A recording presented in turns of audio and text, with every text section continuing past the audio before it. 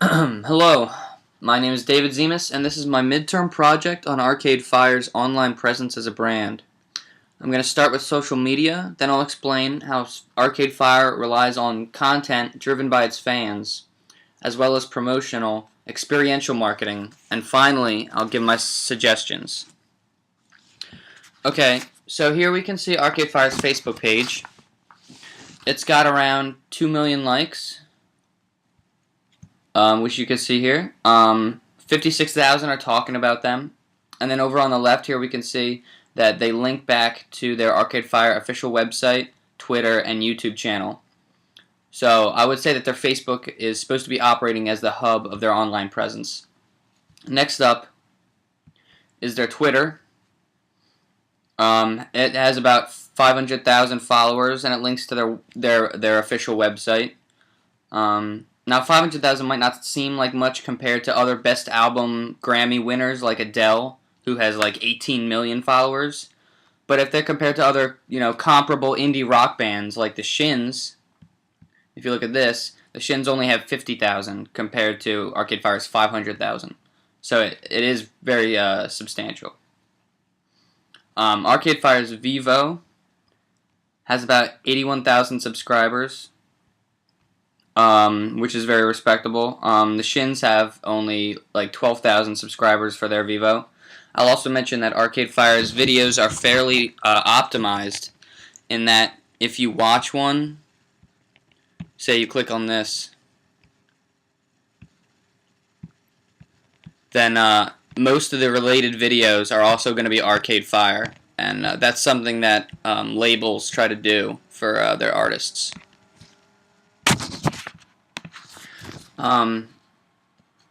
And then lastly, for social media, I mentioned that they have a MySpace page, which is very good for artists nowadays.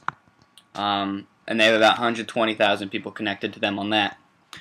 And then finally, to wrap up this section, I want to describe Arcade+Fire's official website. Here it is. Right on their homepage, they have their new record for sale, e-commerce style. And at the bottom, they give you the option to share your purchases on Facebook and Twitter. So you can, tell people who you're friends with, ooh, I bought this album, you should too, Clearly, either the band or the marketing team understands the importance of cross-promotion and interaction between their social media and their website. Also, there's a link on their website to iTunes.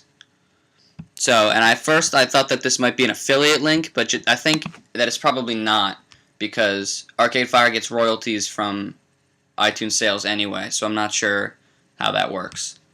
But that's what I would guess.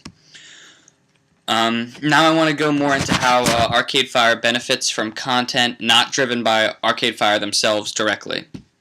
By this I mean music reviews, blogs, and news websites. Here's a blog called Arcade+Fire Confessions, and it's basically just a place where you can confess your love to Arcade+Fire. Blogs like this, as well as many not-so-nice blogs, popped up after they won the Grammy for Best Album in 2011. A lot of people reacted negatively to their win because they had no idea who they were, because they were a relatively unknown band at that time. So a lot of blogs popped up. And actually another sort of reaction to that was this almost like quasi-meme that sprung up called WTF is Arcade+Fire, which I think was pretty funny. And then they actually created WTF is Arcade+Fire t-shirts on the official Arcade+Fire website just to poke fun at the fact that no one knew who they were when they won the Grammy. And I thought that was kind of interesting how they were reacting to they're reacting to what people are saying about them online, which I think is smart. Besides blogs, news sites. So like Pitchfork is a music review and music news site. And so here we could see pretty good publicity for Arcade+Fire. They said that it's a 9.2 out of 10, best new music. So a lot of Arcade+Fire's marketing is really not even done by them. It's just people reviewing their albums. And And then the last real piece of their online marketing doesn't necessarily start online, but it ends up on it, because Arcade+Fire loves like these experiential marketing moments. Like they had like this special graffiti tag that they used to create like a viral buzz about their album before it came out, because no one knew what this symbol meant, and they were spray painting it around the city.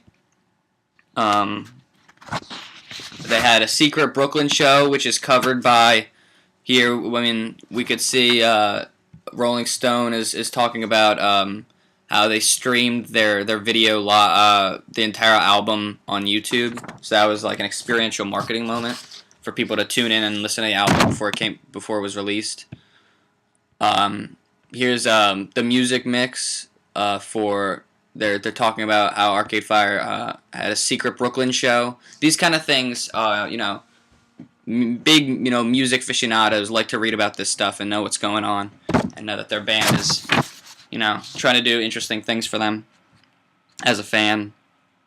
And one final thing I want to mention before I make my suggestions is that I have noticed both a search ad for Arcade+Fire's Reflector album and a banner ad for Arcade+Fire's Reflector album.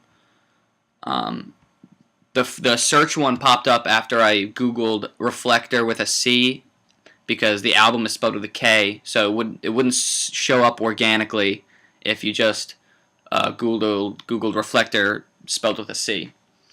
Okay, now I'm just gonna give my suggestions. My first suggestion is to make Facebook the hub in a more obvious way, as it does. Their Facebook currently links out to their other sites, but not all of them link back to Facebook, and I think that should be changed. It makes sense for Facebook to be the hub because it has the most. They can speak to the most people through that channel. And another idea I had was for them to set up an affiliate link on their website to the subscriber page of the streaming service Rdio, which is a new streaming service that is more artist-friendly than Spotify. So it would make sense that they want to drive traffic to Rdio as opposed to Spotify, because they would get more royalties from it.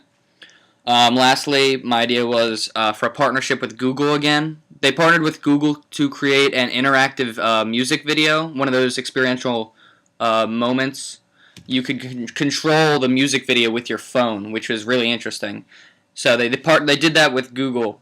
And I was thinking another thing they could do with them is if you look and if you Google the word Reflector, all the search results are going to be about just the album. All of these results are just about the Arcade+Fire album. So I was thinking that why not set it up so that the whole background of this search results page is just this image, like behind all the search results. I thought that would be a really interesting and another sort of experiential kind of thing for people to Google it and then have this big image show up. I'm not sure if Google's ever done anything like that before, but I think it would be an interesting idea. And I know they partnered before, so it could be possible. Alright, that's all I have. Thank you very much for your time, and goodbye.